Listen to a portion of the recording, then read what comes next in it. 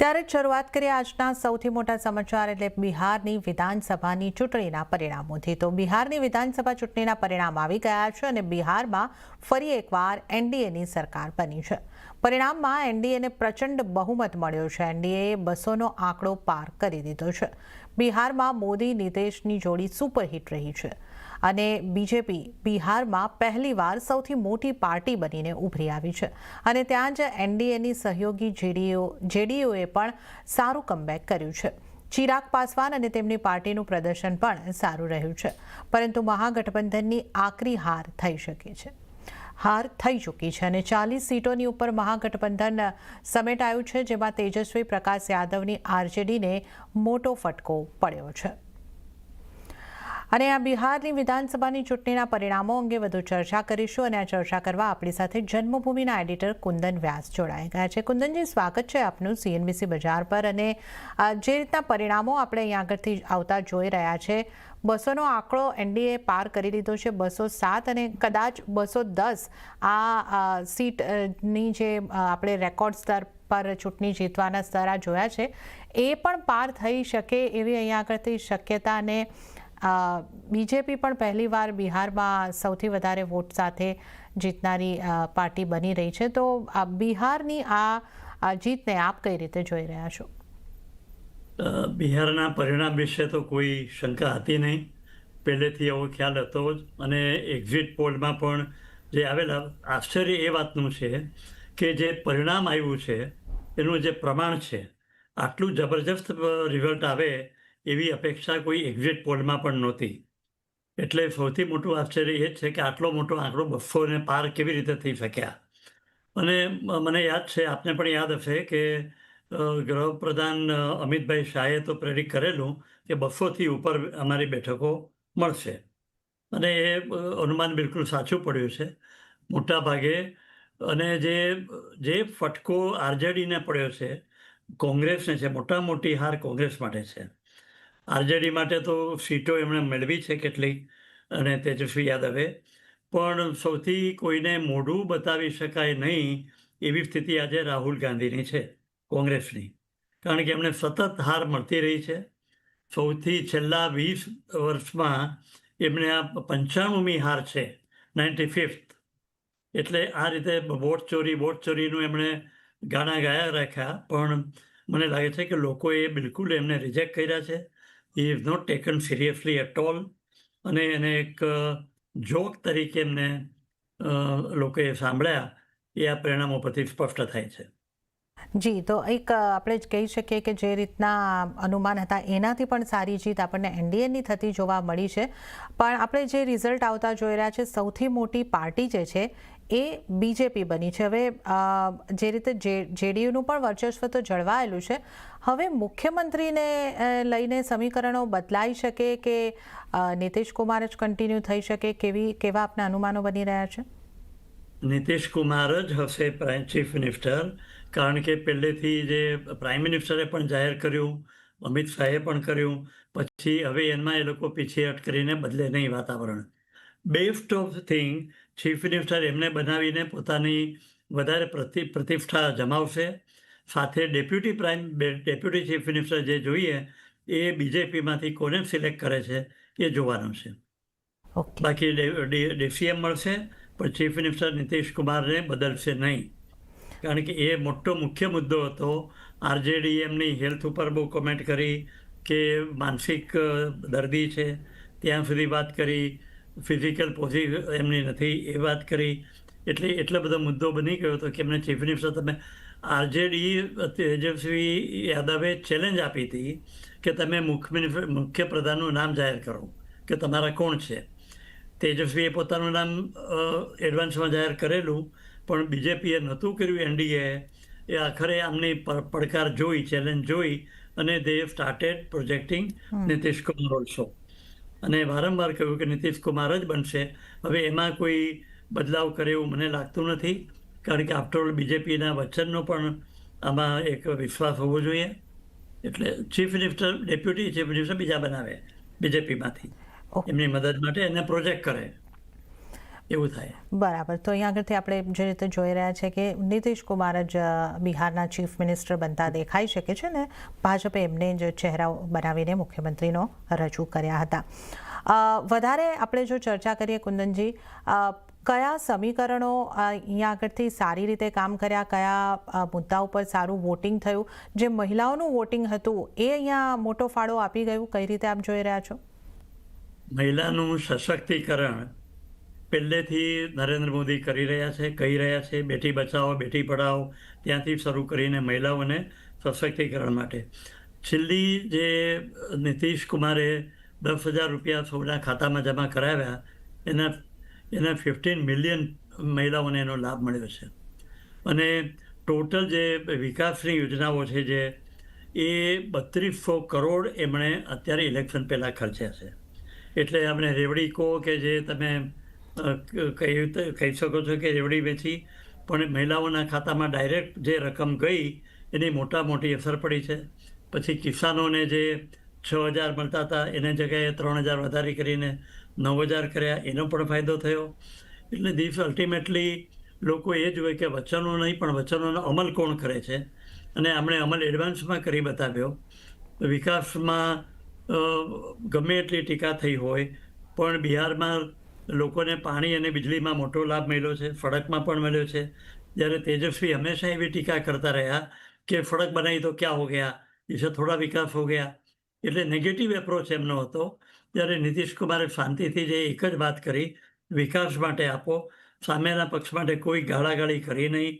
આનું એક પરિણામ આવ્યું લોકોના મગજ ઉપર અને એની અસર દેખાઈ આવી વોટિંગમાં. ઓકે, તો એક મહિલા ફેક્ટર પર કામ કર્યું અને જે રીતના વિકાસના મુદ્દા ઉપર પણ લોકોએ વોટિંગ કર્યું છે અને એનો લાભ આપણે અત્યારે એનડીએને મળતો જોઈ રહ્યા છે. કુંદનજી, જે રીતના પરિણામો અહીંયા આગળથી આવતા દેખાઈ રહ્યા છે, જે જાતિના સમીકરણો કે યાદવનું જે બિહારમાં વર્ચસ્વ રહ્યું છે એ, અને અમુક વિસ્તારો જે આપણે કહીએ કે માઇનોરિટી જ્યાં અગાડી વધારે હોય છે, એવા વિસ્તારોમાંથી પણ એનડીએને વોટિંગ થયું છે એવું લાગી રહ્યું છે? બિલકુલ એવું જ લાગે છે. અને જાતિવાદ અને પરિવારવાદ આ બેની બિલકુલ જ એમણે વિકાસવાદે અને નીતિશ કુમાર મોદીએ મળીને એનો છેદ ઉડાવી દીધો છે. નહીં તો બિહાર વોઝ નોન ફોર જાતિવાદ અને પરિવારવાદ, તો બંનેની એણે બાદબાકી કરી નાખી છે આ વખતે. અને યાદવોના વોટ પણ એનડીએને મળ્યા છે. મુસ્લિમ બેઠકો જ્યાં છે, મુસ્લિમ બહુમતીવાળી, ત્યાં પણ એમને સારો પર્સન્ટેજ મળ્યો એવા રિપોર્ટ આવી રહ્યા છે. એટલે મને લાગે છે કે મુસ્લિમ જે પોપ્યુલેશન છે એને ઓવાયસીની કોઈ દાદ આપી નથી. ઓવાયસીએ બહુ જોરદાર પ્રચાર કર્યો કે મુસ્લિમો જોખમમાં છે, બધી ઘણી વાતો એમણે કરી. પણ અલ્ટિમેટલી લોકલ જે સ્થાનિક પ્રજા છે મુસ્લિમો, બિહારના મુસ્લિમ હૈદરાબાદના જેવા મુસ્લિમ નથી. They are not that aggressive અને આક્રમક એટલા નથી જેટલા તેલંગાણામાં અને હૈદરાબાદમાં છે. ઓવાયસીએ હૈદરાબાદની ભાષા બિહારમાં વાપરી અને મને નથી લાગતું કે આ વાત અને આ ગળે લોકોને મુસ્લિમને ઉતરી હોય. એમણે જે હંમેશા મુસ્લિમ વોટ છે ને જે જીતતા હોય, વિનિંગ કેન્ડિડેટ હોય, એની સાથે જાય. એ લોકોને એક કોઠાસૂ જેવી હોય છે કે આ જીતે છે તો એની સાથે રહો. બિહાર નહીં, બધેમાં, યુપીમાં, બધી દરેક જગ્યાએ એવું થાય છે. એટલે અત્યારે એમણે જે હવા જોઈ લીધી, પારખી લીધી નાળ કે એનડીએના માણસો જીતે છે ઉમેદવારો, એટલે એમને ઘણો પર્સન્ટેજ એમાં ગયો હશે. ડિવિઝન બિલકુલ થયું નથી એવું લાગે છે. બીજી વાત એક છે કે આ વોટિંગમાં પ્રચારમાં આદિત્યનાથ યોગીથી માંડી અને બાગેશ્વર બાબા, એમણે જે ભાગ ભજવ્યો છે હિન્દુઓને એકતા લાવવાનો, કે ઘુસપેઠિયા જે છે, ઇન્ફિલ્ટ્રેટર્સ જે છે, એ તમારા હક ઉપર, તમારી નોકરી ઉપર એ લોકો દાવો કરીને ભાગ પડાવે છે. એટલે એમણે જાગૃતિ કરી. આ એક મોટો ક્વાયટ અંડરકરન્ટ હતો જે બહાર આવી ગયો કે ભાઈ હિન્દુઓ જોખમમાં છે, એટલે આપણે હિન્દુઓને that is a factor to add for the victory. Okay, તો એક આ હિન્દુ ફેક્ટર પણ અહીંયા આગળથી આ ચૂંટણીમાં આપણને કામ કરતું જોવા મળ્યું છે. અને જે રીતે આપે પણ અગાઉના આન્સરમાં જણાવ્યું કે ઇન્ડિયા ગઠબંધન અને કોંગ્રેસ માટે આ હાર એ સતત ફરી એક વખત હાર થતી દેખાઈ રહી છે. ક્યાં સુધારો કરવો જોઈએ એમણે, અને એમનું પરફોર્મન્સને તમે કઈ રીતે મૂલવી રહ્યા છો? ખાસ આ બિહારની ચૂંટણીની વાત કરી લઈએ તો કોંગ્રેસની માટે વાત કરો છો. કોંગ્રેસ માટે તો મને નથી લાગતું કે કોઈ સુધારો એ લોકો કરી શકે, કારણ કે 5 વર્ષ પહેલાં એમને જે 19 બેઠકો મળી હતી એ અત્યારે 4-5 મળવાની શક્યતા છે. એટલે એમને વોટ ચોરીનું જે તૂત ચલાવ્યું, એટમ બોમ્બ ફોડવાની વાત કરી, ન્યુક્લિયર, પછી કે હાઇડ્રોજન બોમ્બ આવશે હરિયાણાનો.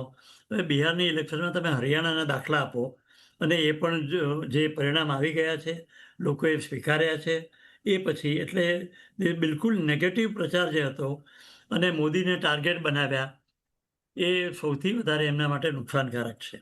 હવે આગળ શું કરશે, વોટ ચોરીનું નામ ક્યાં સુધી ચલાવશે આગળ, એ જોવાનું છે. પણ મને નથી લાગતું કે હવે કોંગ્રેસમાં પણ એમની સ્વીકૃતિ થાય એમના મુદ્દાની. એટલે થોડું ઇન્ટ્રોસ્પેક્શન એમણે કરવું પડશે. અને મને એમ લાગે છે કે હવે FIR ઉપર જ વધારે એ લોકો વિરોધ ફેલાવશે. તામિલનાડુ, બેંગાલ, ત્યાં આગળ જે અત્યારે FIR ચાલુ થઈ રહ્યું છે, એની સામે પ્રચાર કરીને વિરોધમાં થોડો બધા આક્રમક બનશે. તેજસ્વી યાદવે આનો ઇશારો કરી દીધો છે કે અમે જોઈએ છીએ કે હવે FIR કેમ સફળ થાય છે. હકીકતમાં FIR આવ્યા પછી આ પહેલી ઇલેક્શન હતી બિહારમાં ઇતિહાસમાં કે જ્યાં કોઈ પણ પોલિંગ બૂથમાં ફરીથી રીપોલની ડિમાન્ડ થઈ નથી. FIRના રિઝલ્ટ આવી ગયા પછી એમણે કોઈ ચેલેન્જ કર્યું નથી ક્યાંય કે આ આંકડા ખોટા છે કરીને. એટલે જે જૂના નામ જે ખોટા હતા એ કાઢી નાખવામાં આવ્યા, અને નવા નામ જે એમાં ઉમેર્યા છે એનો બહુ સ્વાભાવિક છે. એટલે FIRને કારણે એક મોટી અસર એ પડી કે લોકો જાગૃત થઈ ગયા પોતાના મતાધિકાર વિશે, અને વોટિંગ, આટલું જબરજસ્ત વોટિંગ કદી ક્યાંય બિહાર શું અન્યત્ર પણ નથી થયું. મોટિવેટ કરવા પડે છે લોકોને કે ભાઈ વોટ દેવા આવો, આપકા મતાધિકાર હે, આપ ઉપયોગ કરો, આગે આવીએ. એની જગ્યાએ આ વખતે માત્ર FIRને કારણે જાગૃતિ આવી, લોકો વધારે એક્ટિવ બન્યા, અને આટલું મોટું વોટિંગ મતદાન થયું છે, પર્સન્ટેજ, એ ઐતિહાસિક છે. અને એને એ રિફ્લેક્ટ કરે છે કે લોકોએ FIRનો સ્વીકાર કર્યો, NDAનો સ્વીકાર કર્યો, નીતિશ કુમાર અને મોદીનો સ્વીકાર કર્યો, અને એ ઇઝ અ પોઝિટિવ વોટ છે આ. જી, તો આપણે જે રીતે વાત કરીએ SIR ને કારણે આપણે જે જોયું કે જાગૃતિ, વોટર્સની જાગૃતિ પણ વધી અને મોટા પ્રમાણમાં વોટિંગ થયું, અને આપણે જે રીતે જોઈ રહ્યા છીએ કે એનું એક રિઝલ્ટ આપણને અપેક્ષા કરતાં પણ સારું અહીંયા આગળથી NDAને મળતું દેખાઈ રહ્યું છે. પ્રશાંત કિશોરની પણ આપણે કુંદનજી વાત કરીએ, કારણ કે જેમણે એક કહેતા આપણે કહીએ છીએ કે જે પોતાને રણનીતિકાર ગણાવે છે, ખાસ કરીને રાજકારણના, અને એક સમયે મોદીને વડાપ્રધાન તરીકે પ્રોજેક્ટ કરવાની પણ એ જે પોતાની ગણાવી રહ્યા છે એ સિદ્ધિ પણ પોતે અહીંયા બિહારમાં પોતાની રણનીતિ નથી ચલાવી શક્યા. તો પ્રશાંત કિશોર માટે આપનું શું કહેવું બનશે? He has proved himself to be a paper tiger. કાગનો વાઘ બન્યા, અને આટલો પ્રચારમાં એવી રીતે આવ્યા કે NDA અને RJD બંનેમાં જે મહાગઠબંધન હતું એ બંનેના કારણે થર્ડ પાર્ટી જે તરીકે આવે, વિકલ્પ લોકોને આપવા માગે છે. પણ એમણે પોતે જ્યારે જાહેર કર્યું કે હું ઇલેક્શન લડવાનો નથી, પણ હું માત્ર પ્રચાર કરવાનો છું, ત્યારે જ લોકોને એમ ખાતરી થઈ ગઈ કે ઇઝ નોટ સિરિયસ, અને એમને જીતવાની કોઈ આશા છે નહીં. પણ એક પણ બેઠક ન મળે એ એના માટે નામોશી છે. અને એમણે જે અત્યાર સુધી એક મિથ, એવો એક પ્રભાવ પાડેલો કે બધાને જીતવા માટે ઇવન બેંગાલમાં એમને બોલાવે છે ભાવ કે ભાઈ you are the king maker, તમારી સ્ટ્રેટેજી બતાવો. અને પણ એ સ્ટ્રેટેજી એમની પોતાના રાજ્યમાં બિહારમાં પણ ફેલ થઈ. એટલે હવે મને નથી લાગતું કે હવે આ પાર્ટીને પણ આગળ વધારી શકે, કાં તો કોઈ સ્ટ્રેટેજિસ્ટ તરીકે પણ એમની પ્રતિષ્ઠા જે છે એમાં ઘણો ઘસારો થઈ ગયો છે. આપણે ખાસી બિહાર ચૂંટણીની આપણે વાત કરીએ, અને અહીંયા તો NDAને ધાર્યા કરતાં પણ સારા પરિણામ મળ્યા છે. 1-1.5 વર્ષની અંદર યુપીની ચૂંટણી પણ કુંદનજી આપણે જોવાના છે, અને યુપીમાં આપણે જે રીતે લોકસભાની ચૂંટણીના રિઝલ્ટ જોયા હતા, હવે ત્યાં NDAને માટે આ ચૂંટણીના પરિણામોની અસર દેખાઈ છે કે એમનો આત્મવિશ્વાસ ત્યાં પણ વધશે? આની એક પોઝિટિવ ઇફેક્ટ એ પડે બધી જગાએ કે જાતિવાદ જો જે તેજસ્વી યાદવવાદ ચલાવતા હતા એવી રીતે પરિવારવાદમાં પણ યુપીમાં પણ એ જ છે. અખિલેશ યાદવ ઓનલી પરિવારવાદ અને યાદવવાદ છે. એટલે એને જે લોકોએ બિહારમાં જે રસ્તો બતાવ્યો એ યુપીમાં પણ લાગુ પડશે અને યુપીમાં પણ આ જ રીતે પ્રચાર થશે કે પરિવારવાદ કે જાતિવાદને છોડો, વિકાસવાદ કો ફોલો કરો. એની અસર આમાં પડવાની જ છે. યુપીમાં બીજી બધી જગ્યાએ પડશે. કે ઇન્દિરા ગાંધીની ઇલેક્શન વખતે અમે ઘણા કરેલા ત્યારે એ કહેતા હતા ના જાત પે ના પાત પે મોહર લગેગી હાથ પર. એમણે પહેલી વાર આપણી હિસ્ટ્રીમાં એવું મેળવ્યા જાતિવાદથી ઉપર. હવે મોદી સાહેબ વિકાસવાદના આધારે જાતિવાદને મોટી ડિફીટ આપે છે, પરાજય આપે છે. એ આપણે જોઈએ છીએ. બિહારમાં જોયું, યુપીમાં જોયું છે. યુપીમાં પણ આવી જ અસર પડશે એની. જી કુંદનજી, જી તો ડેમોક્રેસીની આ છે લોકતંત્રમાં કે તમારે જાતિવાદ હંમેશા છવાયેલો હતો. એ જાતિવાદને અત્યારે નકારવામાં આવ્યો છે. એ તો આપણે અહીં આગળથી બિહાર ચૂંટણીના પરિણામોની ખાસ વાત કરી અને કુંદનજી આપનો ખૂબ ખૂબ આભાર અમારી સાથે જોડાવા બદલ અને આ સમગ્ર ઇન ડિટેલ ચર્ચા કરવા બદલ.